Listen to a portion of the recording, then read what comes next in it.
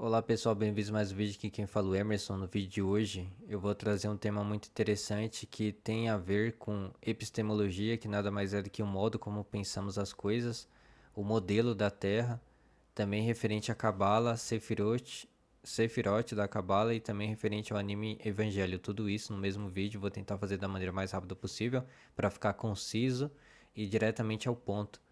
Esse vídeo vai ser postado tanto no meu canal, o Emerson Júnior, que é o canal de socialização, quanto no meu canal chamado Evangelistão também.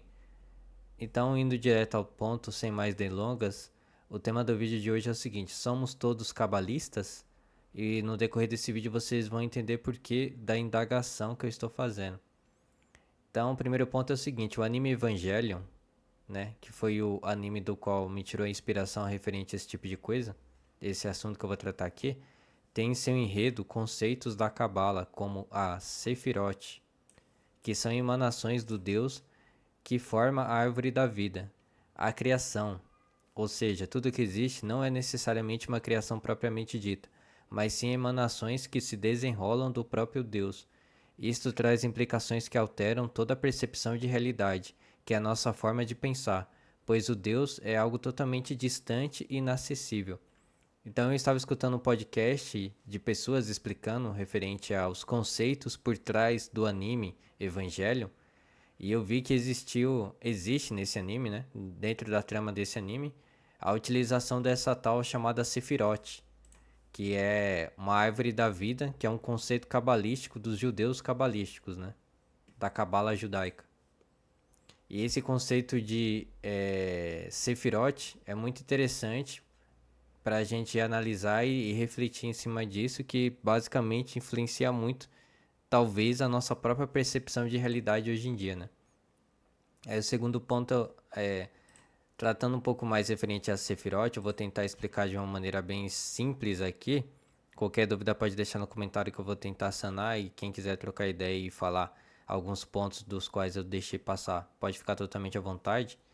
Basicamente significa o seguinte: o Deus para a Cabala, ele é algo totalmente inacessível. É impossível você ter uma relação pessoal com Deus da mesma forma que os cristãos têm, porque Deus para os cristãos, biblicamente falando, é totalmente pessoal, de maneira do qual Deus conversa conosco, entendeu?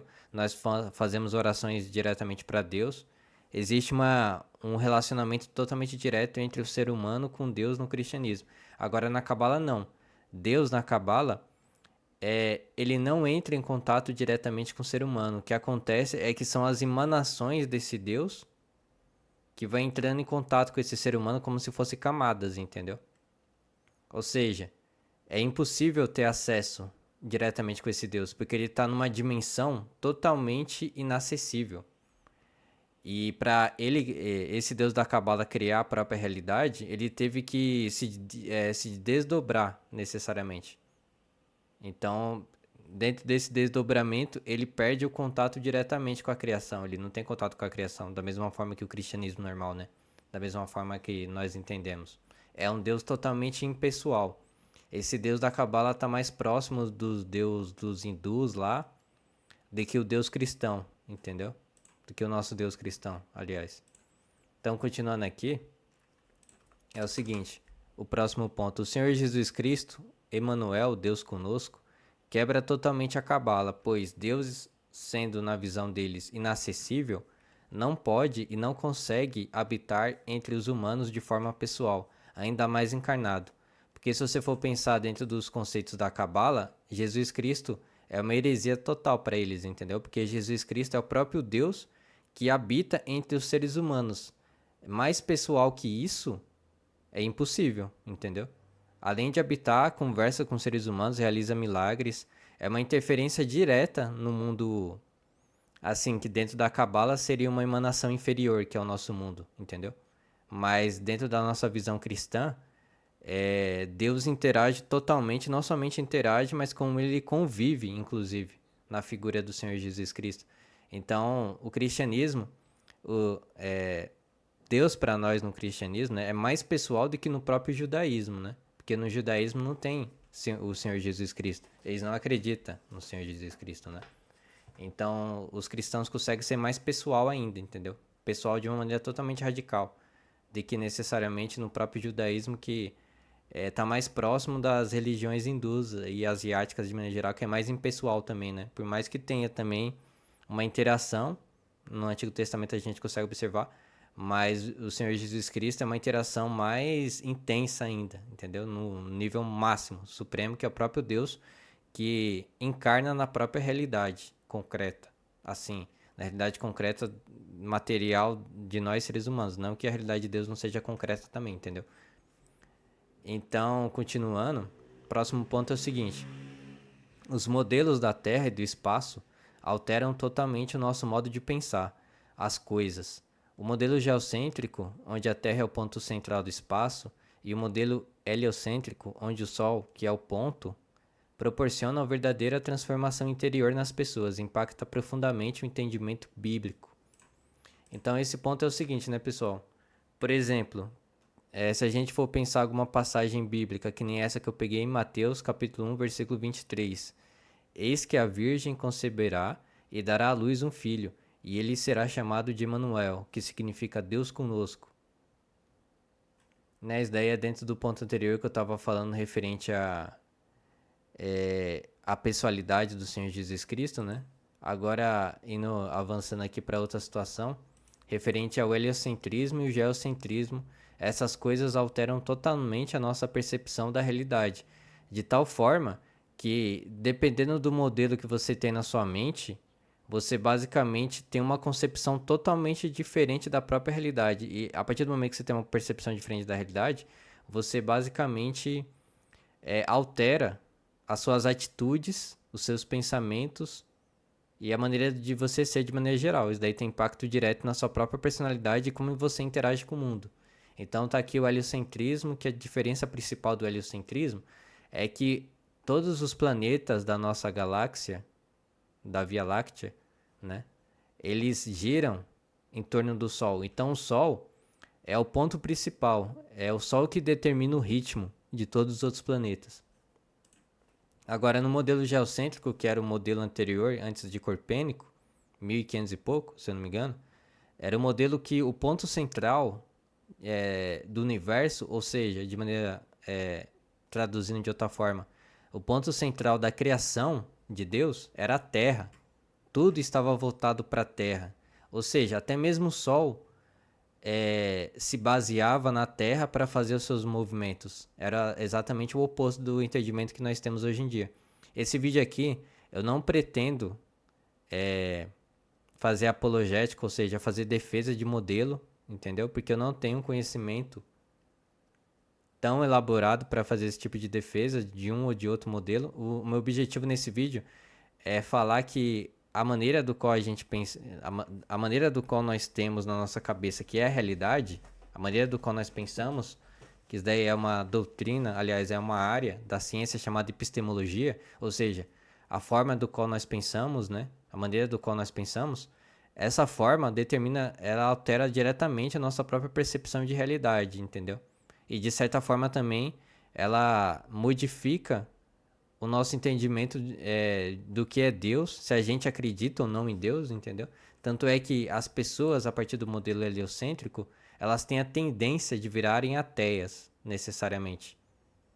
Isso daí tem implicações até mesmo do ponto de vista na própria espiritualidade das pessoas, por mais que também existem pessoas que consigam fazer esse secretismo, ou seja, fazer uma alteração e continuar sendo espirituais de alguma forma, né, de alguma religião assim.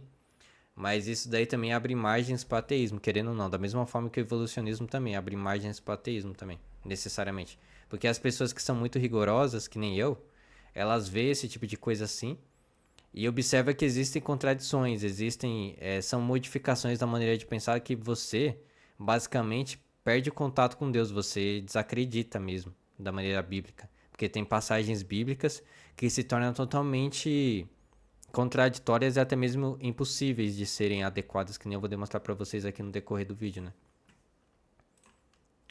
Então, aí eu falei para vocês que os modelos da Terra alteram totalmente a maneira do qual a gente observa a própria realidade. E o próximo ponto é o seguinte: em Atos dos Apóstolos, capítulo 1, versículo 19 a versículo... Tá errado isso daqui, é de versículo 12 a 19, né? Mas enfim, vou colocar aqui, ó. Versículo 12 a 19. Aliás, é de 9 a 12, perdão. Quem sabe faz ao vivo, né? Onde o Senhor Jesus sobe aos céus, a chave da interpretação muda radicalmente a depender da forma como você entende o modelo da Terra.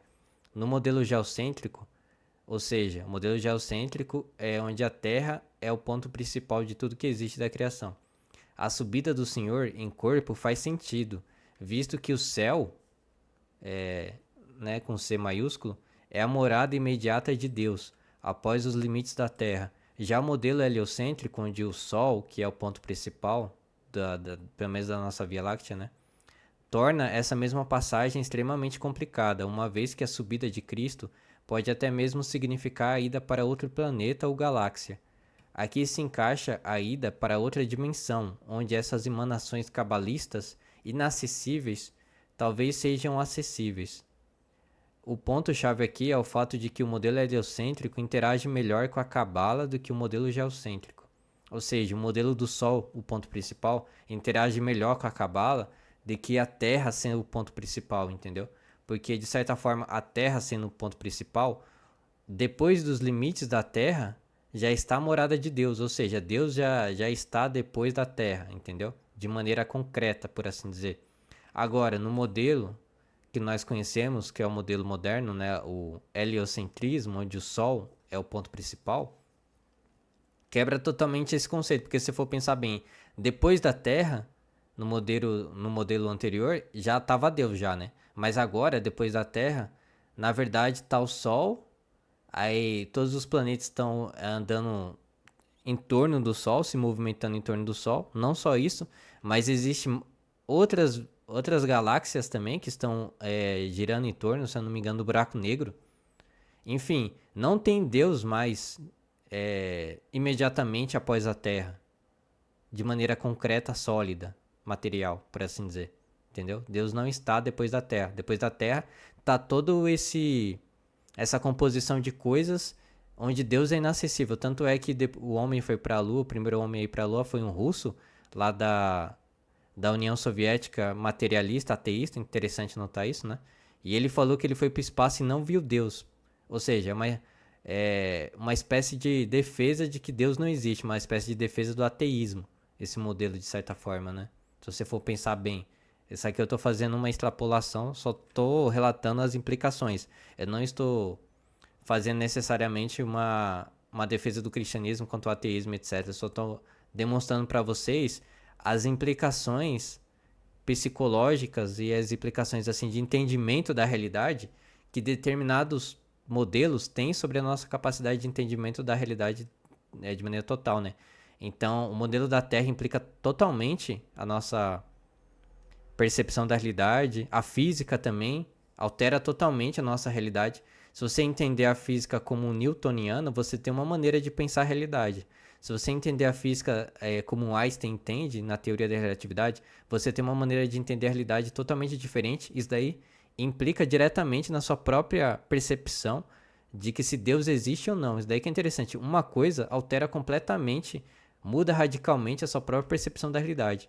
A maneira como você entende a psicologia, a partir de Freud, por exemplo, ele fala que tudo é uma questão de você reprimir sua sexualidade ou não, impacta diretamente também a sua maneira de interagir espiritualmente falando, porque se os seres humanos, basicamente, são seres que ficam reprimindo a sexualidade, e isso traz neurose, então a santidade espiritual não faz o menor sentido do ponto de vista de castidade, de não assistir pornografia, etc. Isso daí não faz o menor sentido. Isso daí, para o Freud, necessariamente, você basicamente está reprimindo a sua sexualidade e você está gerando transtornos psicológicos, tá vendo? Então, a santidade se torna uma coisa totalmente negativa. A castidade é uma coisa inútil para o Freud. Então, isso daí impacta diretamente também a espiritualidade. Tá vendo como qualquer coisa de qualquer área do conhecimento, qualquer mudança na percepção de conhecimento impacta diretamente na maneira, na totalidade de como você interage com Deus, né? Muito interessante isso, né? Então tá aqui, ó, o Atos dos Apóstolos, capítulo 1, versículo 9 a 12.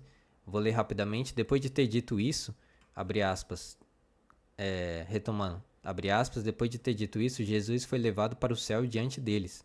Então uma nuvem o cobriu, e eles não puderam vê-lo mais.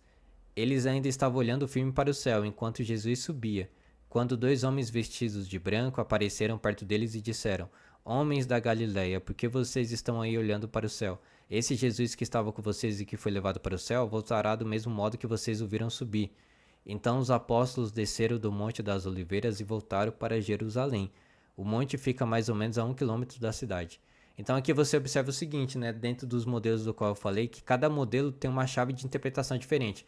Se você acredita que a realidade é o é, modelo que está em voga hoje em dia, que é o Sol, que é o ponto principal, então quando você vê essa passagem da Bíblia que Jesus foi levado para os céus em corpo, você pensa o quê? Se você pensar de maneira literal, você pensa assim: ah, então Jesus foi lá, foi além dos limites da Terra, certo?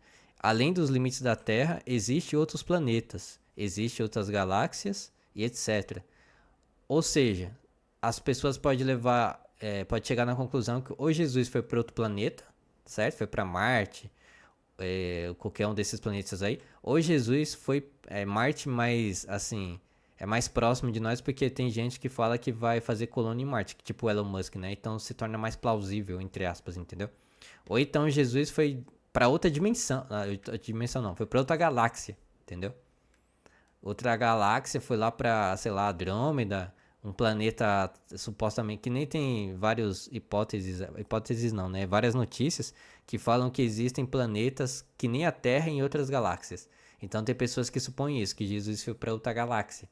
Agora, se você tem na sua mente que nem os antigos tinham, né? Antes de Copérnico, ou Copérnico, enfim, não sei como é que se pronuncia esse nome, que depois da Terra já está Deus, já é a morada de Deus, depois dos limites da Terra. Então, se Jesus subiu para os céus, faz totalmente sentido aqui, entendeu? Porque depois do céu aqui nosso, céu mesmo, literal, já tem Deus já está habitando lá, entendeu?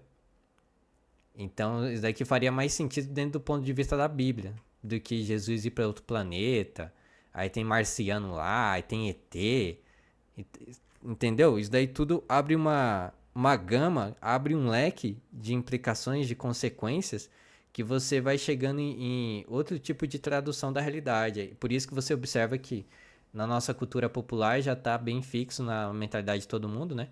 A existência de alienígena, né? Então muita gente fala da alienígena, tanto é que as pessoas estão falando que o 3I Atlas, que é a notícia principal, que é um cometa aí que está viajando, né? Se não me engano é um cometa em direção da Terra. É uma nave alienígena que vem de outra galáxia. Tem gente falando isso. Eu não acredito nisso, né? E inclusive eu acho não, tenho certeza que ET na verdade é demônio, né? Então, tem essa percepção também, né, pessoal? Agora o último ponto é o seguinte, para o vídeo não ficar muito grande. Platão disse que sua alegoria da caverna, aliás, Platão disse em sua alegoria da caverna que prisioneiros podem ver as coisas não por aquilo que é em si, mas sim através do que lhe é apresentado, sendo essencial que a própria pessoa que está recebendo essas imagens não tenha qualquer ferramenta, entre aspas, que o possibilite entender a realidade em si mesma. No nosso mundo tecnológico de imagens digitais, essas mesmas representações ilusórias não são mais sombras formadas a partir de fogueiras, mas sim pixels de uma tela de computador. Que nem aqui, né, pessoal? Aqui está a alegoria de Platão, que ele fala que os prisioneiros são aquelas pessoas que, basicamente, por exemplo, dentro de tudo isso que eu estou falando aqui, são pessoas que têm determinadas formas de pensar na cabeça dela, que necessariamente não é a própria realidade, mas foi aquilo que elas foram levadas a acreditar que é a própria realidade. E essas ilusões, dentro da alegoria de Platão, eram formadas a partir de fogueira, né? Aqui está os sacerdotes, por assim dizer. Os sacerdotes nada mais são do que aquelas pessoas que formam a realidade na cabeça das pessoas, entendeu? Elas convencem as pessoas de que aquilo que elas estão falando é a própria realidade. Então esses sacerdotes ficavam ali com os objetos. Eles tinha um muro, né, que separava os prisioneiros dos sacerdotes, por assim dizer. Em cima desse muro, a fogueira refletia aquelas imagens que os sacerdotes queriam colocar na mente daqueles prisioneiros. Então é como se, é a Matrix, né? É a própria Matrix. Inclusive o filme Matrix foi muito influenciado por essa alegoria da caverna de Platão. E as sombras que são refletidas para os prisioneiros ver nada mais são do que construções ilusórias da realidade, não é necessariamente a realidade. Aí quando o prisioneiro conseguiu se libertar e foi para a própria realidade, ele conseguiu ver o que são as coisas são em si mesmo, e não aquilo que apresentam para ele que é, né? Então é uma busca, o próprio Senhor Jesus Cristo falou, né? Conhecereis a verdade vos libertará, né? Isso daí tem muita conexão com essa alegoria da caverna do Platão. Então, para esse vídeo é isso, né, pessoal? Espero que vocês tenham gostado. Eu quero falar aqui, reafirmar necessariamente de novo, que eu não estou propondo uma mudança de mentalidade, eu não estou propondo um modelo de Terra, de galáxia, até porque eu não tenho autoridade quanto isso, porque eu não sou especialista referente a isso. O que eu estou falando aqui, o meu ponto principal, novamente reafirmando, é a maneira de como nós pensamos a realidade, entendeu? E a maneira de como nós pensamos a realidade impacta diretamente na nossa própria espiritualidade. Tanto é que você vê muitas pessoas, né, que são ateias, elas são ateias porque, dentre outros pontos, porque elas são muito rigorosas diante das contradições. Porque dependendo do modelo que você tem na sua mente, você altera totalmente a chave de entendimento do texto bíblico, por exemplo, que nem eu demonstrei para vocês anteriormente. Então, por isso que essas pessoas perdem a fé, porque elas não conseguem mais fazer essa junção, né? Elas não conseguem mais ter esse entendimento. Então, você observa que na Cabala, inclusive, esse modelo heliocêntrico, ele fica muito forte porque se o para nós cristãos, né? Se a gente for aplicar tudo isso no cristianismo, se o Senhor Jesus Cristo ele subiu para os céus, mas os céus na realidade tudo isso que a gente aprendeu, então basicamente é impossível ele subir para os céus aqui na nossa dimensão, por assim dizer. Ele tem que subir na escala lá da Cabala, da Sefirot, né? Ele tem que ir para uma dimensão que é inacessível. É uma dimensão que não se comunica com a nossa dimensão, dentro da visão deles, né? Então o Senhor Jesus Cristo na Cabala, por assim dizer, ele está indo para uma dimensão que é inacessível para nós. Mas no cristianismo, da maneira do qual nós observamos, literal, se o Senhor Jesus Cristo foi para o céu, é porque além dos limites da terra já está a morada de Deus, necessariamente. Então é uma visão totalmente diferente, é uma percepção completamente contrária do que a gente aprendeu, por assim dizer, né? Então, para esse vídeo é isso, né, pessoal? Somente para demonstrar alguns pontos aqui. Acredito eu que ficou um vídeo muito interessante. Talvez eu faça mais vídeos a depender da minha inspiração e depender das minhas pesquisas referentes a esses temas. Muito obrigado, até a próxima e falou.